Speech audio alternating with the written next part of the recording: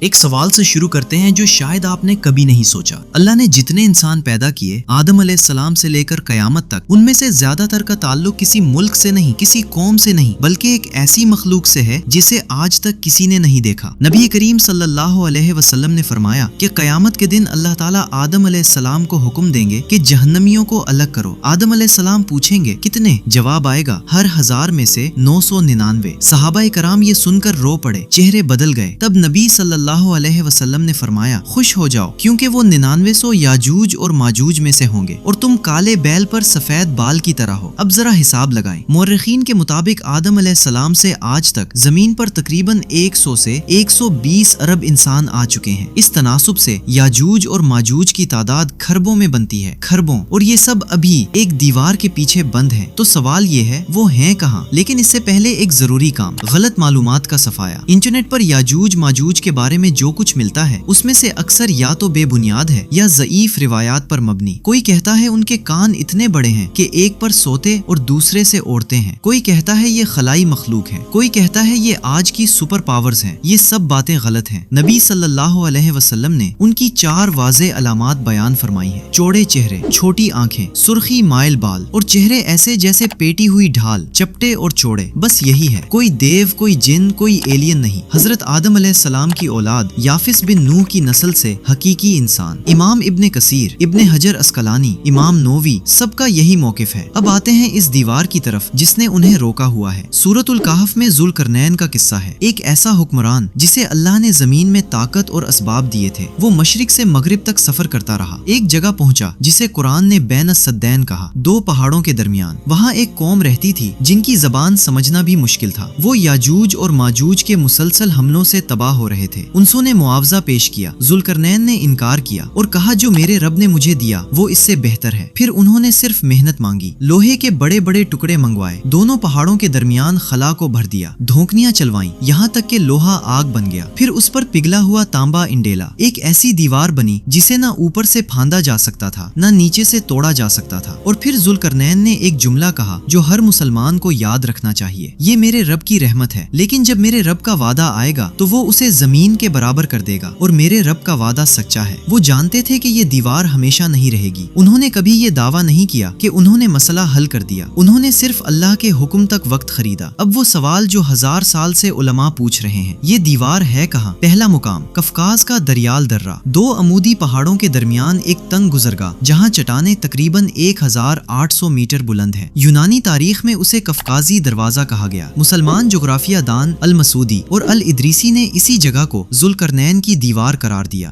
دوسرا مقام داغستان، روس کی دربند دیوار آج بھی موجود ہے، 20 میٹر اونچی، پہاڑوں سے بحیرہ کیسپیئن تک پھیلی ہوئی۔ مسلمان علماء نے اسے باب الابواب یعنی دروازوں کا دروازہ کہا اور اسے قرآنی واقعے سے جوڑا۔ تیسرا مقام قازقستان اور چین کے درمیان زونگاریا کا دروازہ، قدرتی پہاڑی گزرگاہ، تنگ ترین مقام پر صرف 10 کلومیٹر چوڑی، اطراف میں 4000 میٹر اونچے پہاڑ۔ چوتھا اور سب سے اہم موقف ہمیں نہیں معلوم، اور یہی درست جواب ہے۔ امام ابن کثیر نے البدایہ والنہایہ میں لکھا کہ اس دیوار کا مقام غیب میں سے ہے۔ نبی صلی اللہ علیہ وسلم نے خود کوئی مقام متعین نہیں فرمایا۔ آج سیٹلائٹ سے زمین کا ہر کونا نقشے پر ہے اور پھر بھی کچھ نہیں ملا۔ یہ اسلامی عقیدے کی تردید نہیں، یہ اس کی تصدیق ہے۔ اللہ نے جسے چھپانا چاہا وہ چھپا ہوا ہے۔ اب وہ سوال جس پر سب سے زیادہ اختلاف ہے، کیا یاجوج اور ماجوج پہلے سے نکل چکے ہیں؟ صحیح بخاری میں ہے کہ نبی صلی اللہ علیہ وسلم ایک رات گھبرائے ہوئے اٹھے اور فرمایا لا الہ الا اللہ۔ آج یاجوج اور ماجوج کی دیوار میں آپ صلی اللہ علیہ وسلم نے انگوٹھے اور انگلی سے چھوٹا سا دائرہ بنایا۔ یہ سن کر بہت لوگ کہتے ہیں کہ وہ پہلے سے نکل چکے ہیں، آج کی بڑی طاقتیں وہی ہیں، لیکن یہ تعبیر صحیح مسلم سے ٹکراتی ہے جس میں صراحت کے ساتھ ہے کہ ان کا اجتماعی نکلنا عیسیٰ علیہ السلام کے نزول کے بعد اور دجال کے قتل کے بعد ہوگا۔ یہ دونوں واقعات ابھی نہیں ہوئے۔ چاروں فقہی مذاہب کا इजमा है, याजूज और माजूज अभी नहीं निकले। इमाम इब्न हजर अस्कलानी ने दोनों रिवायतों को यूं जमा किया कि नबी सल्लल्लाहु अलैहि वसल्लम को दीवार में कमजोरी का आगाज दिखाया गया, ना कि इज्तिमाई निकलना। दो अलग वाकयात, दो अलग अहादीस। तो अभी वो क्या कर रहे हैं? और यहाँ से कुरान का एक ऐसा सबक मिलता है जो आप कभी नहीं भूलेंगे। हर रोज याजूज और माजूज दीवार खोदते हैं, सुबह से शाम तक, यहाँ तक कि दूसरी तरफ से रोशनी नजर आने लगती है। सरदार कहता है बस करो, कल पूरी करेंगे। अगले दिन वापस आते हैं तो दीवार पहले से मजबूत मिलती है। ये सिलसिला सदियों से चल रहा है। फिर एक दिन कुछ मुख्तलिफ होता है। सरदार वही जुमला कहता है, लेकिन आखिर में दो लफ्ज इजाफा करता है, इंशाअल्लाह। अगले दिन वो आते हैं तो दीवार वैसी ही मिलती है जैसी छोड़कर गए थे, और वो तोड़कर निकल जाते हैं। सदियों की नाकामी एक लम्हे में खत्म, सिर्फ दो लफ्जों से। अल्लाह ने ये बात सूरतुल कहफ में फरमाई है, जिसमें दीवार का किस्सा है। और कभी किसी काम के लिए ये ना कहो कि मैं ये कल करूंगा, मगर ये कि अल्लाह चाहे। ये इत्तफाक नहीं है। अल्लाह ने दीवार का किस्सा और इंशाअल्लाह का हुक्म एक ही सूरा में रखा, ताकि आप समझें कि किसी इंसानी मंसूबे का नतीजा सिर्फ अल्लाह के इज़्न से निकलता है। अब इनके निकलने की पूरी तरतीब समझें, क्योंकि यहाँ अक्सर लोग उलझते हैं। पहले दज्जाल का ज़हूर होगा, फिर हजरत ईसा अलैहिस्सलाम दमिश्क के मशरिक में सफेद मीनार पर नाजिल होंगे, फिर दज्जाल लुद के दरवाजे पर कत्ल होगा, आज का इसराइली शहर लुद। सिर्फ इसके बाद अल्लाह याजूज और माजूज को छोड़ने का हुक्म देगा। वो हर बुलंदी से निकलेंगे। हदब का मतलब हर ऊंची जगह, हर पहाड़ी, हर ढलवान, जमीन का कोई कोना नहीं जो इनसे खाली रहे।